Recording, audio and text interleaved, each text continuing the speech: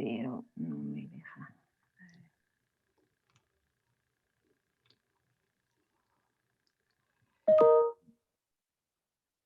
Muy buenos días, soy Julia Palacios, académica del Departamento de Comunicación, y a nombre del doctor Manuel Alejandro Guerrero les doy la más cordial bienvenida a este inicio de nuestras sesiones por los 25 años de la Cátedra UNESCO en Comunicación y Sociedad, que se encuentra hospedada en el Departamento de Comunicación de la Universidad Iberoamericana. Y bueno, me da mucho gusto esta mañana, ahorita lo voy a decir en inglés, recibir al profesor Henry Jenkins de la Universidad del Sur de California en Annenberg. Pues es un gran honor. Es una de las mentes más imaginativas, creativas en el área de la cultura popular, de la comunicación, y en verdad nos honra su presencia. Me acompaña también la doctora Fidele Vlavo, quien es académica del Departamento de Comunicación de la Universidad Iberoamericana y quien va a estar moderando esta sesión. Good morning, thank you very much. I greet you, and on behalf of Dr. Manuel Alejandro Guerrero, the director of the Communications Department at Universidad Iberoamericana, I greet you and I welcome you to these sessions of our 25th anniversary of the Chair in Communication and Society of UNESCO. We are very proud and very happy to have as our first speaker in these sessions Professor Henry Jenkins from the University of Southern California in Annenberg. He's one of the most imaginative, creative, propositive, and avant-garde minds in communication, and we are very, very honored to have him here. We also have Professor Fidele Vlavo. She is one of our colleagues, academics in the Communications Department at Universidad Iberoamericana, and she will be moderating our session. So saying this, all yours, Professor Jenkins. Thank you very much. And we are looking forward this very strange and provocative name you have set with this presentation. Good day, and thank you very much. Thank you. Thank you very much. Thank you very much, Dr. Palacios. And welcome to this session with Professor Henry Jenkins. I'm just going to take a few minutes to introduce Professor Jenkins for those who don't know him, although I think that's very unlikely. Professor Henry Jenkins is the Provost Professor of Communication, Journalism, Cinematic Arts and Education at the University of Southern California. He's also the founder and former co-director of the Comparative Media Studies program at MIT. Professor Jenkins has authored and also co-authored, edited more than 20 books on various aspects of media and popular culture. Some of those books include Textual Culture, Television Fan, and Participatory Culture. I think the one that perhaps most of you in the department would have become very familiar for anyone working on digital media and culture is Convergence Culture, where old and new media collide, which has become a classic in the field. Spreadable media, creating meaning and values in a network culture. And a more recent one that is called By Any Media Necessary, that's look at the new youth activism. His most recent publication, both from 2020 actually, publication during the pandemic times, I called Popular Culture and the Civic Imagination, Case Studies of Creative Social Media and Comics and Stuff, which I think goes back to Professor Jenkins' a long work on comics and media. In addition, if we want to find out about Professor Jenkins' work as a blogger and also a podcaster, we can follow him on a postcard that's called How Do You Like It So Far?, which explores popular culture and in a changing world. And also his contribution as a blogger on Confessions of an Icon Fan, a blog that has more than 15 years, has been running for more than 15 years. For today's presentation, Professor Jenkins will share with us the result, and I'm presuming the case studies, of a digital project called the Atlas of Civic Imagination, which actually started right in the middle of the global pandemic. And the title of the presentation, very intriguing, is Flying Cars and Bigots Projecting the Post-COVID World Through the Atlas Civic Imagination. Thank you very much, Professor Jenkins. And I'll leave you the floor. Thank you. It's a great honor to be here today. I'm looking forward to discussion. It's traditional, I think, to say that this is a work in progress when we're presenting materials. In this case, it very much is. We've been collecting data through the Atlas of the Civic Imagination. We're in the process of working through it and doing a range of publications about it. So some of what I'll present to you is relatively unprocessed, but I want to get reactions and thoughts from you about some of the patterns that are emerging through this research initiative. The first part of the talk will take you on a trajectory and explain what we mean by the civic imagination and how we're thinking about this concept. And the second part will drill into the Atlas and what it may tell us about popular imaginations of the world after COVID-19. Oops, here we go. Move this here. So I should note that this project very much is a collaboration of my research team at USC, which consists of roughly 15 PhD students, as well as my collaborator, Sangeeta Shrestova. And I've listed the names of those who've contributed directly to this project here so that you have some sense of the range of perspectives that have resulted in this research. I'm going to begin with two quotes. The first is from a submission to our Atlas by Montserrat A. from Mexico, who tells us, let me adjust this just a little bit. Yep. Who tells us that 2060, which is the year we specified in our prompt for this project, 2060 will not be a utopia or a dystopia. There might be flying cars and clean energy, but some basic human emotions will remain. We will still have to fight for equality, for justice in a world for all of us, despite our differences. This requires hard work. A Holocaust happened, and we didn't learn to stop picking bigots as leaders. But we're also a world with rebels who fight for justice and equality. And this is some of Montserrat's artwork here that was shared with us through our site. And it captures that mixture of a techno-utopian fantasy of flying cars and a kind of more realist conception of a world which picks bigots as leaders. I think that's meant to be Donald Trump there. Second quote that I want us to begin with, there we go. Second quote I want us to begin with is from the pedagogic theorist Henry Giroux, who wrote at the end of last year, reality now resembles a dystopian world that could only be imagined as a harrowing work of fiction. Yet as ominous as this foreboding appears, history is open, and how it will unfold hangs in the balance.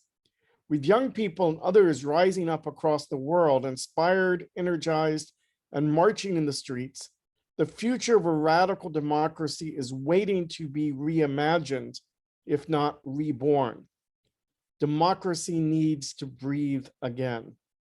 And I would point to, again, this contrast between dystopia and utopia, both of which have to be in the vocabulary to describe the contradictory nature of the current moment and the future potential for what Giroux is calling radical democracy, as well as his emphasis here on imagining, which is a key word that's going to run through this presentation. So what do I mean by the civic imagination? The civic imagination is the capacity to imagine alternatives to current social, political, or economic institutions or problems. Put bluntly, one cannot change the world unless we can imagine what a better world might look like. And as we think about change, we both have in our mind a vision of what we're trying to build together. We have a vision of what a process of change looks like. We have to have a vision of our own civic agency and our capacity to make change. We have to have an imagination of the community that we're part of and what our shared interests are. We have to have empathy for groups whose perspectives and experiences differ from our own. And for those groups that have been most oppressed and marginalized, there is a need to imagine dignity, democracy, participation, freedom before they've been directly experienced. So we put all that together under this label of the civic imagination. And we want to argue that imagination is a key resource out of which potential social political change takes place. So the Civic Imagination Project was created 6-7 years ago with funding from the MacArthur Foundation.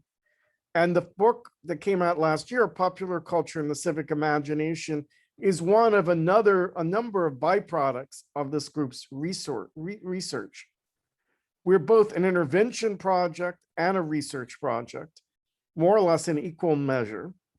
And our intervention side really hit a bump last year with the pandemic and the quarantine.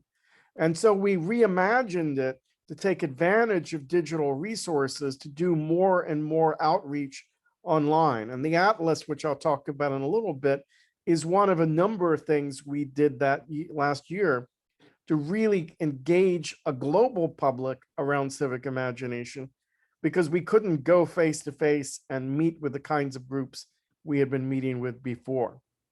Now, some of the foundations of our thinking about the civic imagination, well, here are some key books. Others will crop up as we go through this presentation, but they include this book on the civic imagination, Making the Difference in American Political Life, Ebony Elizabeth Thomas's great book, The Dark Fantastic, Robin Kelly's book on the Black Radical Imagination, on the Radical Imagination by Haven and Kashnabish.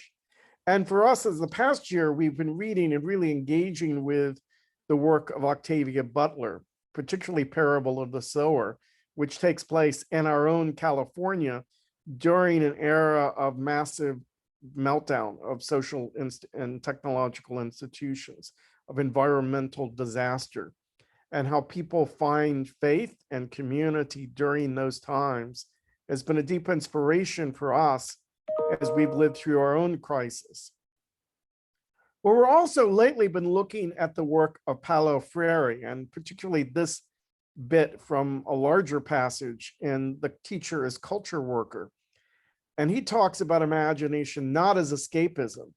Says the imagination that takes us to possible and impossible dreams is always necessary. It is important to make it clear that imagination is not an exercise for those detached from reality, those who live in the air. On the contrary, when we imagine something, we do it necessarily conditioned by a lack in our concrete reality. So by imagining otherwise, imagining alternatives, we come to grips with the gaps, the problems, the obstacles in our paths toward achieving our ideals. And that makes the imagination a critical tool, a means of critique, but not simply critique, that makes social change possible. So our own approach really grows out of my own work over the last 30 years on participatory cultures, and particularly on fan practices, which involve critical and creative engagements with popular culture that emerge through collective imagination and agency, and make visible connections between cultural practices and civic and political action. And I'm really interested in how this path that began with me, for me as a fan, writing about fans, has led me deeper and deeper into the political realm because of the way that this current generation of young activists are using popular culture as the core vernacular through which to envision and advocate for social change. And I'll talk more about that as we go forward. Our initial work grew out of a series of ethnographic case studies of organizations that have been particularly effective at getting young people involved in the political process. And our case studies there included the Harry Potter Alliance and Nerd Fighters, both examples of fan activism, a variety of Muslim youth groups in the Southern California area, the Dream activists, who were young immigrants fighting for their education and political rights, the libertarian group Students for Liberty, and the human rights group Invisible Children, which is not depicted here. So those case studies added up to the book we did in 2016, By Any Media Necessary, The New Youth Activism. But as we talked to these young activists, we heard again and again about how important work of the imagination was to the kinds of social change they were seeking to bring out. And that's what brought us to do a follow-up book specifically on the role of pop culture in more than 30 social change campaigns around the world, talking in concrete terms both about pop culture and politics in a way that grows deeply on our roots in cultural studies. So this slide represents just some of the many different case studies that we offer in that book. Everything from the Radical Monarchs, which is an alternative Girl Scout organization in Oakland, to Ms. Marvel, which has an American Muslim protagonist, to Hamilton, to Hindus for Trump, which uses Bollywood dance to promote alt-right ideologies, to the mural traditions of Chicanos in Southern California, to environmental activism in the name of Smokey the Bear, just among other examples.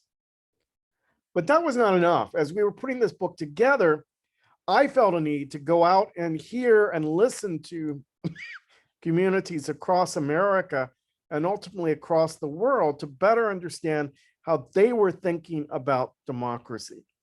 I'm a native of Georgia.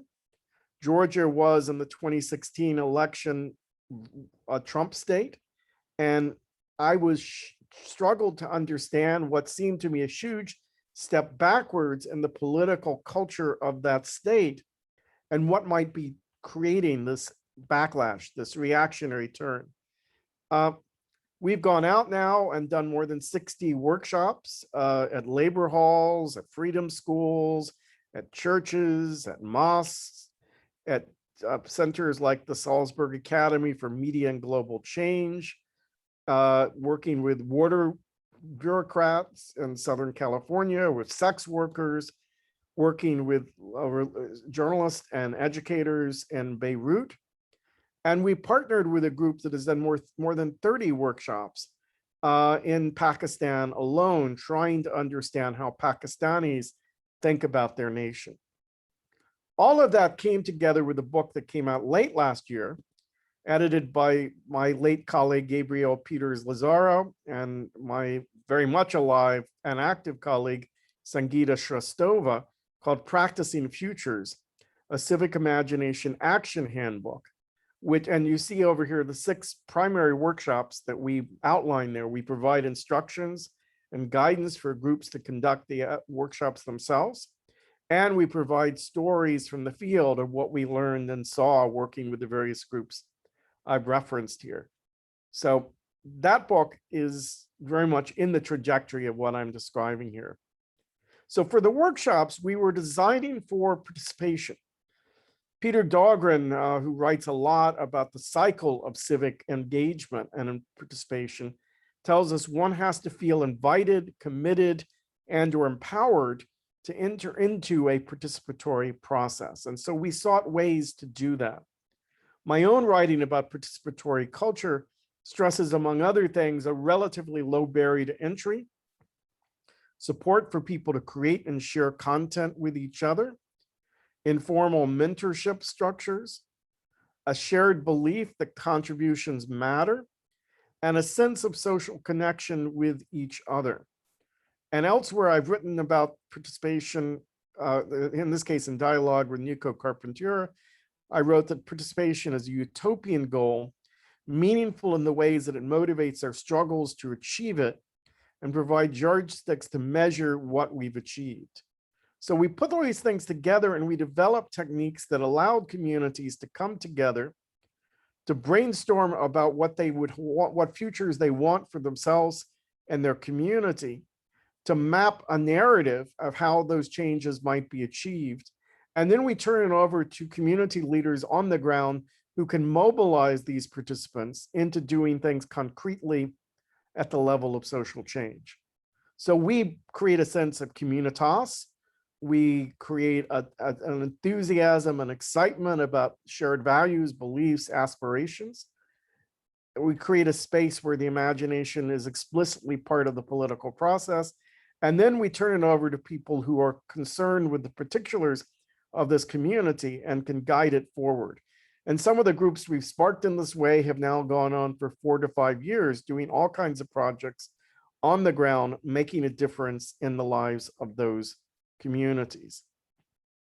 So the Atlas of the Civic Imagination needs to be understood in that way. It's an ongoing project where we have an open invitation to people around the world to share with us stories about future desirable futures that uses the pandemic as the trigger point for thinking about what needs to be changed in the world around us. And we'd still welcome contributions from people in your community there.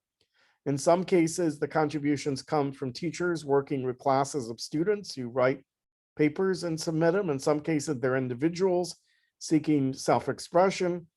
These stories are certainly not a representative sample. This is an artistic and political intervention. The stories are not as diverse as we like them to be. They still tend to be mostly from English writers. We have some capacity to translate from Spanish and from Vietnamese within our research group, and we've been doing that. But we're trying to build up our capacities to facilitate other languages.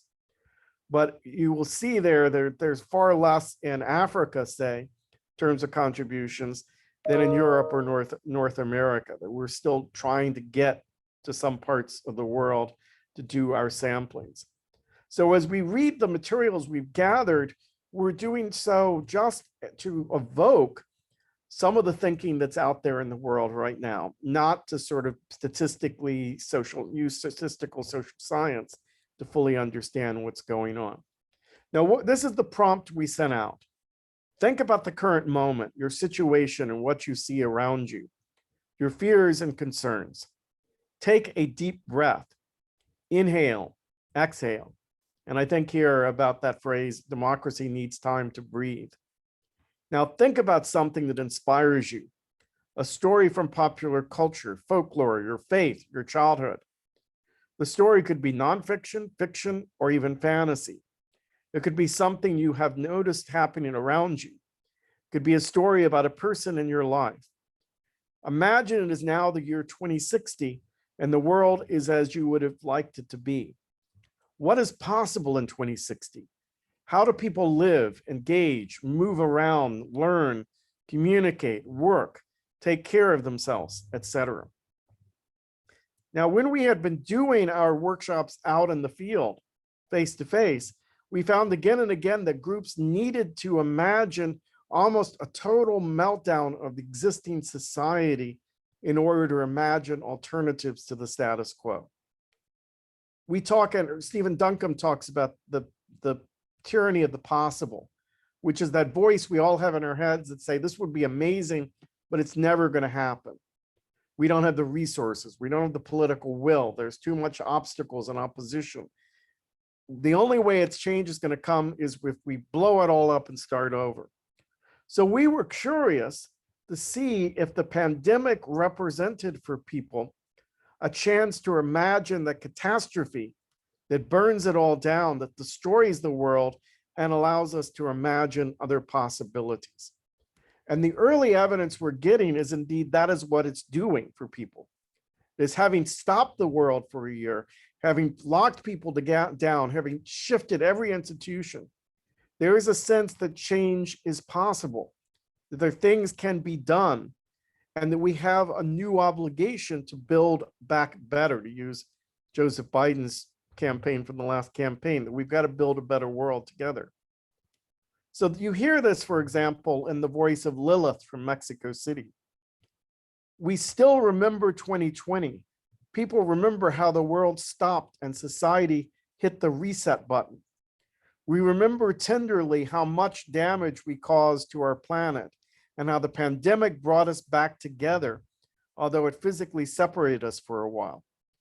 Each person sought for each other as they sought for themselves, and it caused an improvement in our environment. It brought changes we never thought could be reached in such a short period of time. Thinking about 2020 reminds us that when working together, marvelous things can be attained. It also humbles us down because the virus took over our lives catastrophically and made us learn how insignificant we really are against nature's simple organisms. So the sense of hitting the reset button, of accelerating change in short period of time, of doing more than we once thought we could do if we work together, is a recurring theme across these various submissions that we've seen. We've gotten now close to 300 submissions through the Atlas. It's not huge, but it's a significant number that allows us to make some of these generalizations. Nye, also from Mexico City, wrote, "My negativity comes out as optimism for the future and a love for the past. We've not made the progress we would have liked, and I cried and feared it for most of my lives. We almost ended up killing all the species on Earth. We broke out in war. The human project is scarred. Now in the year 2060, I realize that it still wasn't the end. Beauty can be found forward and behind. Nothing was like we were told, and now we look back at our mistakes and achievements, unready, but at peace." And I like the Janus kind of situation of time in this piece, looking forward, looking backwards, but seeing the present as the crisis point out of which change has to occur. And that's true whether she's situating herself in 2020 or in 2060, right? So there's a kind of temporal flux built into our prompt that I think makes for very interesting responses. So we often act as if utopia and dystopia were radically separate things. Right here we have an image from the global solar punk movement, which uses art and literature to imagine sustainable futures. And it's a beautiful image of the future. It's a utopian image of the future, even though it takes place in the context of climate change and climate disaster. And here is a more dystopian image of an urban corporate dominated landscape that such as we see often in science fiction films. Well, what science fiction teaches us is that every utopia is implicitly a critique of the current reality, insofar as it fixes or identifies problems in the status quo that have to be fixed in order to bring about a better world. And most apocalyptic or dystopian stories include within them movements seeking to bring about a better world, resistance movements that are challenging the dominant power structures of their societies, or at least struggling to survive for another day. So science fiction seems capable of holding in its mind both dystopia and utopia at the same moment, using both not as blueprints for the future, not as inevitabilities, but as provocations for discussion. And in that sense, that's the sense in which we read these appeals to utopia and dystopia running through these quotes. What we see emerging here are signs, vital signs of collective civic agency that might emerge if we could activate the civic imagination, if we could translate it from fantasy into political action. And part of the challenge we're trying to think about with the civic imagination is how that might be achieved. Gloria Anzaldu, apologies for my mangling of Spanish name there, talks about imagination as an active, purposeful creativity that bridges the body to nature, spirit to mind. Imagination offers us another way of knowing and doing, a process that extends perception beyond bodily confines, transforms our consciousness and our perception from ordinary reality to a spiritual, magical, and other reality. And she sees this as a vital, almost alchemical process for bringing about social change. The imagination helps us to cultivate a pretend reality and act as though you're already in that pretend reality. Eventually, that reality becomes the real one, at least until you change it again. So the idea is to push forward with faith in the imagination, faith in the capacity for change, and to act as if this fantasy was real long enough to have it be part of our lived experience, to popularize these ideas, to make them visible and make them more acceptable to the larger population. So we can live partially in that reality until you change it again. So as we look through the stories, our team identified a variety of recurring themes, and you'll see here some key words that crop up again and again as we think about the stories: empathy, environment, technology, community, globalism, kindness. These are the themes that run through the stories that we collected. So Kelly from Chandler, Arizona wrote, "The future will be eco-friendly, egalitarian, and kind. Perhaps over the next 40 years, people will change their minds and new policies will usher in a golden age unlike any other in history. Maybe this is too optimistic, but this is how I'd like to picture the future. This is how I overcome all the terrible things that are happening today. There are 40 years between now and 2060. That reminds me of the biblical story where the freed slaves from Egypt spent 40 years wandering around in the desert before they found the promised land that God had chosen for them. Perhaps some of us will not live until 2060, and it is even more unlikely for our parents. But it's our children and grandchildren who will determine the future, and I hope they will create a future that is much better than the present we live in." So we'd asked them to think about stories that inspired them, and often signs of that stage of the process find their way into the actual text. And this is a case where they're building on the biblical story of Exodus to think about what it means to imagine the change over a 40-year span of time. Now, there's nothing magic about the year 2060, except that it is far enough in the future that people can imagine other possibilities for themselves and for the next generation, and yet close enough that it still feels connected to the world we live in today. And so we're looking for ways to allow that kind of sweet spot to emerge through the stories people are producing and our workshop for the Atlas and so forth. So we found across most of the stories some recurring emphasis upon climate and climate change, climate justice. So Purnima from Delhi, India writes, "2060, the air is so clean. We take blue skies for granted now. The streets are lined with lush green unruliness. No one trims or edits nature anymore. The only motor vehicles that exist are for public transportation. Money isn't our primary mode of transaction now. We depend a lot more on our neighbors than ever before. Everything is slower. We move at the languid pace of cows. We have the discipline of wasps building their nest. We keep things simple like street dogs. We've understood that we're part of a bigger whole. The trees are kings and queens. They rule us. We live in their shade." And I'm really moved by the way human activity is situated in a context of the natural order. Humans are treated as other animals who share the planet in this language. And that's a really empowering way to think about a future, a more sustainable future. Kate from Vermont writes, "A key thing that has changed between 2020 and 2060 is there's equal pay for everyone, no matter race and gender. This changed because why pay people differently because of those details, especially if they're doing the same job and working the same hours. It just doesn't make sense. And the unequal pay was causing outrage by many, and for good reason. Another thing that changed was the people on Earth now have limits on the things they're putting into the environment, like fuel, trash, greenhouse gases, etc. People are doing this to help the global crisis of climate change, and it is noticeably helping.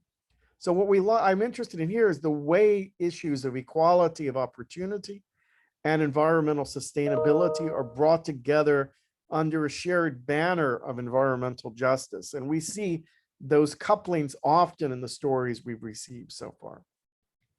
Steve from Detroit says, upon seeing the down spike in emissions during the pandemic, we drive, fly, and pollute less. The air is cleaner. You could safely swim in the Chicago River. We still aren't perfect. Many of our current problems are still rampant, but we're more conscious of the safety of the people and the world around us. People remember 2020 as a disruption before the new normal. Again, a sustainable image of the future, inspired by what happened when the planet slowed down last year. Dilik from Istanbul writes a poem. Chaos came with its healing glare, yesterday's daunting destruction, bared to tomorrow's hopes and salvation. After all, it was the hands of the people. Decades passed with moments of upheaval. One listened to learn, to emphasize, and to respect. The humankind needed to acknowledge the neglect. So again, a moment of healing for Dilik, a moment of reassessment out of which some new future might come. Technology, not unpredictably, plays a central role in these stories. After all, when we talk about the future in pop culture, more often we're talking about technological tools or a technological determinist image of the future. Emmy from Vermont tells such a story where a benevolent robot functions as the controller of the world, but people rebel, dedicated to curbing overpopulation. They end up murdering people to bring about greater control. And the robot is the one who actually loves the people, feels powerless to stop them from their destruction. And in the end, humans destroy the earth. So it's a pessimistic story, and we found pessimism in many of the stories, despite asking people to tell us about their hopes. But it's also an interesting one because the robot is the benevolent one, and the humans are the ones determined for their self-destruction. So it's an interesting kind of narrative about technology and this process of change. Elisu from Illinois tells us the key thing that has happened between 2020 and 2060 is the doomsday clock in Times Square in New York has run out for many years now. Climate change is now irreversible, all because of the greedy humans that stole too much. When the clock initially hit zero, humans all thought that something would happen right away. A comet would hit the earth, or it would start blowing up. What happened was worse. Everyone now lives in a constant state of worry and fear. New diseases are emerging and killing vegetation and humans. It was 10 times worse than COVID-19. But it isn't the viruses that are hurting people the most. It is the mental illness issues. In an already anxiety-prone world, stress levels rise even more because the fear of not knowing what will happen. Depression levels are magnified by the end of all humanity situation. And here we get a sense that Elisu is drawing on their own experiences of the pandemic and the quarantine to think through what a future apocalypse will feel like in much more concrete terms. And we were hearing over and over last year in this about how mental health issues have taken many lives as a consequence of the pandemic. And so this is part of the story that is now being mapped onto this future moment of doomsday. Especially outside the United States, we saw various attempts to think about a reconfiguration of global power coming out of the pandemic. So Puppy from Dong Nay, Vietnam, was one of many Vietnamese respondents. We had a student from Vietnam who was very effective at recruiting them, and many of them offered this vision. So Puppy writes, for the past 2 months since COVID-19 came, our daily routine has turned upside down as if our life has stopped. Medications and vaccines have not come out yet. This is truly horrible. Our future is bleak. Although in Vietnam, our government has strictly controlled the spread of COVID-19, and there's been no active case for 2 weeks, we can't be complacent. Even in America, that is praised as a free and rich country with exceptional healthcare, they couldn't cope with this pandemic. And so this idea of America's failure crops up again and again through the stories from other parts of the world. Melo from Sao Paulo, Brazil. Compared to 2020 and 2060, our resources are scarce. Due to global warming, growing food was not as easy as before. Finding water is also complex. Following global warming, most of the countries have polluted their sources of clean water. Otherwise, after 5 years of weather severity in the COVID-19 pandemic, all the countries decided to join forces to fix the planet.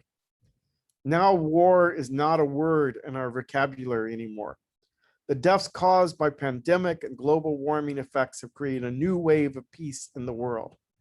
Most of the people would like to remember the number of resources they had back in 2020. So many people and organizations warned about the risk for our planet. Unfortunately, global leaders decided not to hear it. And so we have this contrast here between global leaders that failed and the bringing together of all the countries of the planet to join forces to fix the world. And that sense of an equal relations among countries is part of the fantasy for the future that pops up in many parts of the world. So as I bring just a few more final reflections from people, Daniel B. from Portugal. For me personally, I've given up too many times already, thinking about the situation, thinking I'm not able to overcome this. Why? Because this world is not meant for the weak and I'm not strong enough. Despite all the difficulties, despite all the things that drag me down, I've always found a way to get back up. And that's us, mankind. I've never been alone and neither have you. But in one way or another, when times get rough, we seem to isolate ourselves, and we should know that you and me alone can't carry the weight of the world on our shoulders. So let's take this time to change, to strive for a better world, a world reborn of compassion and empathy. We can do it. We're capable of doing great things if we put our minds into it. And we've already taken so much from our world. Let's take less and give back more. So again, a vision of taking time to change and building a world reborn of compassion and empathy is part of the recurring fantasies we heard. Manny from Atlanta tells us, communication is vital to our survival. Where there's no communication, there can be no community. And when there is no community, there is nothing. Imagine if people were able to thoroughly and attentively listen to someone who did not share their exact same beliefs, background, and experiences. Imagine if people were able to challenge the idea and not the person. We would truly have the world at our fingertips. Isabel from Mexico wrote this story, a letter to her sister Alana, who died from the pandemic not long before she wrote this letter. I hope you are well wherever you are. It makes me thrilled to think you are reading this with your biggest and most genuine smile. I still remember when you were 22 years old, how excited you got thinking about the future, which kept you up at every other night, imagining what the world would look like, things that would exist, things that would change. I'd like to tell you that everything has changed, that there are flying cars, that cures for incurable diseases have been found, that poverty has ended and wars have stopped. But I would be lying to you.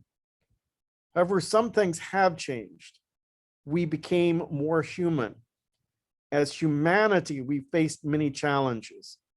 After the pandemic that you lived and in which we lost you, we have fought many other and more lethal battles. We struggle to understand the damage caused by our lifestyle of irresponsible consumption. We bonded with each other, of course. We're no longer filled with hatred, selfishness, and individualism. Pain and necessity have changed us. I know you would be proud of the transformation we have achieved, and even more so, to be a part of it. I love you. I miss you. I reminisce of you, your beloved sister, Isabel. I come back now at the end to Henry Giraud, who wrote in that same article that I began this with, amid the corpses produced by neoliberal capitalism and COVID-19, there are also flashes of hope, a chance to move beyond the contemporary resurgence of authoritarianism, beyond the normalizing ideologies of a poisonous cynicism and a paralyzing conformity endemic to neoliberal capitalism.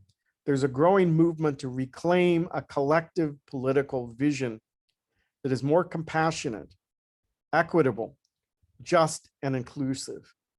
And so I see the stories that were submitted to the Atlas of the Civic Imagination as some of those flashes of hope that he's talking about, that are pushing beyond a poisonous cynicism toward a collective political vision that is more compassionate, equitable, just, and inclusive.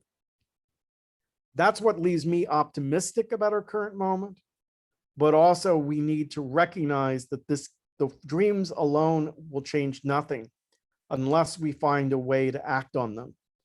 And figuring that out is an urgent challenge that I deliver to every audience that I speak to these days. And with that, I will stop sharing my slides and open this up for whatever questions or comments people might have.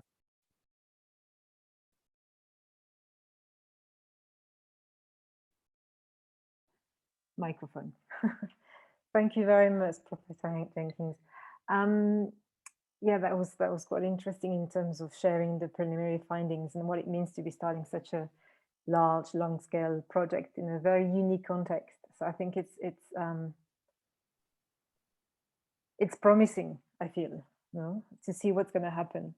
I have a couple of questions, but I just want to invite, we have a good 15 minutes to open the floor.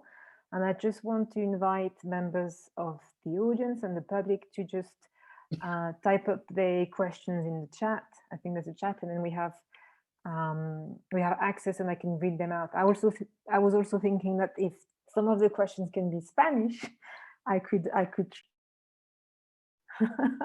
could try to do the translation if need be. Yes, we've already established my Spanish is crap, but with your help, we can get there. Yeah, I'm sure. Yeah, I'm sure. So feel free to get into the box. In the meantime, I just have a question that came to my mind, because of course some of the stories that you mentioned were very local, particularly when you're looking at Vietnam and Mexico City. And I was wondering if you had a chance so far, looking at the stories that you've accumulated, to identify some patterns in terms of what imagination could mean according to the local, this kind of dichotomy between global visions and local visions. And if you could perhaps say that something happened in the kind of stories that you've seen. What is imagining the future when we are in Mexico City compared to Vietnam? Yeah, I mean, we have large clusters in both Mexico City and in Vietnam, because I have PhD students on the team from those places who have been able to solicit teachers there and others to create these stories. So we're just starting to really look systematically at these clusters that have emerged there, alongside the mix of stories that we have from elsewhere in the world. And then, of course, inevitably, as a US-based research initiative, we end up with a lot in our own backyard. And I think there is a productive tension between thinking locally and acting globally that come across from this, right? That the pandemic was not the same everywhere. It had different effects in different countries and different cities for different populations. And yet we're seeing an awful lot of consensus emerging over what needs to be done next. There are local problems to be addressed. And that's why when we're doing our work in the field, we bring together local organizations that can help people act locally on the problems and visions that emerge. But it's also the case that as we've listened, not only in the US, but now I think we've done our workshops ourselves in 10 countries. When we did the one in Beirut, there were 10 countries represented. When we did the one in Salzburg, There were 20 countries represented, and we're hearing many of the same themes over and over, which is why this talk is focused globally. So, there's no other way to put it. There are local particulars, there are global desires, and it's how we connect those two things together that I think the politics for the next wave are going to be. But it's exciting to me to see this global consciousness raising that's taking place, in part because everyone has recognized the pandemic did have some impact on pretty much every country on the planet. Yeah, sure. No, that makes sense. And I'm just thinking that as a consequence, we can also think of images of the future that could actually be quite contradictory in a sense, or conflicting in the sense of what is needed at the local in one area and what is needed at the local in another area. I'm just thinking of the place of the US in that whole scheme. We have a question, so I'm just gonna go to the box. So it's a question by Gabriel Medina, who's asking, among the future experiences shared by the participant, have you found some explicit deep critiques about capitalism? Oh, yes. I mean, it crops up in one way or another in many of the stories that are there. I would not describe most of these stories as full-on Marxist critiques, but there is a resistance, ambivalence that's generative, questioning capitalism and whether how the pandemic is linked to capitalism, which is why it makes sense to read that Henry Giraud article alongside some of the samples that we get. His language is explicitly Marxist. Many of these others are more critical languages that don't necessarily evoke that terminology or that frame of reference, but they're asking similar questions. And that's part of what makes them these flashes of hope, that we might think through politics differently if we could find a way to articulate and build on some of these shared possibilities that people seem to be longing for. We see a gap between the official languages of politics and the civic imagination often. We did a workshop in Bowling Green, Kentucky, before the pandemic, and there were people there who were coal miners and tobacco farmers, both of whom were in industries that were essentially dead, were never going to come back in the United States, and they were desperate for work. And as they imagined together the future, they kept coming back to healthcare. They kept coming back to the urgency of having a healthcare plan that followed them from job to job, that took care of existing conditions, that provided their prescription drug needs. I went through this whole thing about what it was, and it sounded like, to our ears, like the most progressive healthcare proposals that were in front of the Senate, like the thinking of Bernie Sanders, say. And it was coming from people who politically supported Trump and supported the Republican Party in the government. When we sat down with them and asked them to imagine scenarios that from here to there that allowed them to get the healthcare they desperately needed, they could not think of an institution they believed was strong enough to provide that healthcare to them. They didn't trust government, they didn't trust industry, they didn't trust nonprofits or churches or universities to provide that basic quality of healthcare. So it wasn't they differed in goals, despite the way politics might traditionally frames it. They differed in faith in institutions to meet those goals, to bring about that future. And they seemed more constrained than any group that we had talked to by this tyranny of the possible, by the sense that what would be desirable was not the same thing as what was achievable. And so we see often shared hopes that don't fit easily within the political categories we might organize people into. And those include resistances to capitalism, resistances to American dominance over the planet, so forth, that are hard to categorize in traditional ideological terms, but are definitely ambivalences about the status quo that are potential sites for intervention. Yes, thank you. Yeah, I guess it kind of puts into context this idea of global local thinking, that even within one particular region, or country like the US, you might have conflict and tensions locally. So that's interesting to see. We have a couple more questions. Actually, it's a good questions to kind of see into the future. So the first one is, well, I'm going to start from the third one and then go back to the first one because they're linked. So the third one is, the first question is from Paulina. What does the future of the Civic Imagination project look like? That's one question. And related to that is, how can people join to be part of the Atlas Civic Imagination project? And that's from Eva Serrano, from presuming. All right, so the first one's easy. If you want to contribute, go to the Civic Imagination, look up the phrase Atlas of the Civic Imagination. It's on the Civic Imagination Project website. There are instructions there. You can upload your story directly. You can send it to us.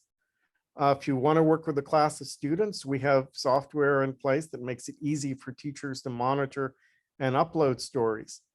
And if all else fails, reach out to me at henryhjenkins@usc.edu, and I can hook you into the project. We'd love to see you participate. In terms of our future, we've got funding for at least another 3 years. So we're feeling well fed at the moment. We're trying to do a number of things. The workshops have been really a great success. We're publicizing the book, which gives instructions for civic organizations, educational groups to run the workshops on their own. And we can provide advising and mentoring for folks from other organizations who might like to do that. And so we're going to be publicizing that. We're working with creative industries because, as I said earlier, the pop culture provides the vernacular for social change for young people around the planet. And we want to feed back into the bloodstream of the creative industry some of these visions for a better future they're hearing from people, not so that they'll be totally and faithfully reproduced, they won't, but it still matters what materials we appropriate and remix for our own fantasies. And if we can get some of those fantasies in the mix, I think it gives us more powerful visions for social change, just as it's important right now for inclusion and diversity in the content of popular culture. So that's part of what we're working on. We're trying to reach out to more conservative organizations so that we can better understand the reactionary strands in American politics and how we can maybe bridge some of the distrust that exists within communities in the United States. And we're working with museums and libraries to do shorter term, smaller scale interventions, including a project to working with gardens in Los Angeles to get the public, particularly gardening clubs and people who like to paint pictures of flowers and so forth, more invested in the future of plants and using plants as a barometer for thinking about other environmental questions that affect our city. So that's a range of things we're trying to do. Oh, we're also editing a special issue of a journal that's focused on food as a vehicle for imagining community and social change. So if anyone there is writing about food, we have a deadline and call for papers for mid-summer. And again, send something to me if not all else fails, because I'll happily get it to the editors of my team who are working on that journal issue. Great, thank you very much. Actually, we do have a few students that are working and doing research on food, so that could definitely be worth it. I think we can probably have time for one more question before we wrap up. So this is a question from Mayra Vaca.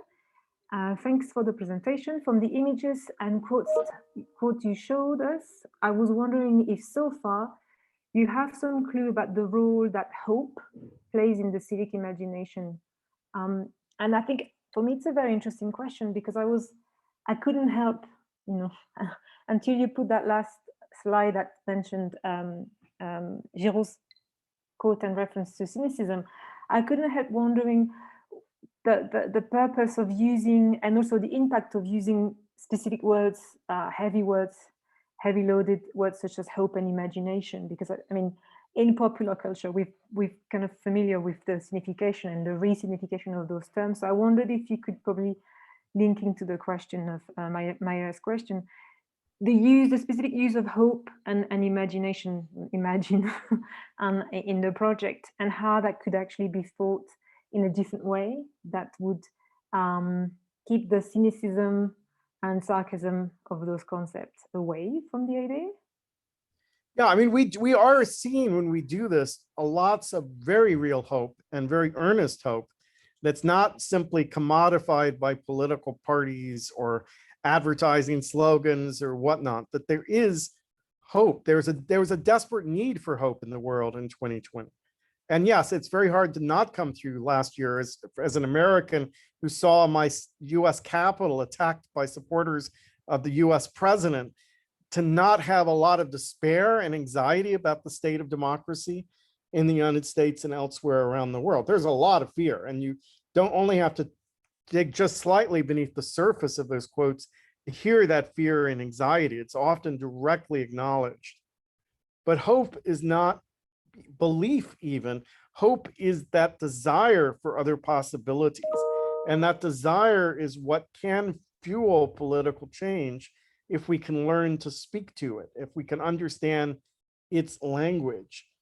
And so I do see cynicism, fear, anxiety, anger, mutual health, hatred, but I am also hearing empathy, hope, sustainability, compassion, desire coming through in the stories that we've heard. And I guess, you know, I often am accused of being too optimistic, and I accept that criticism, right? But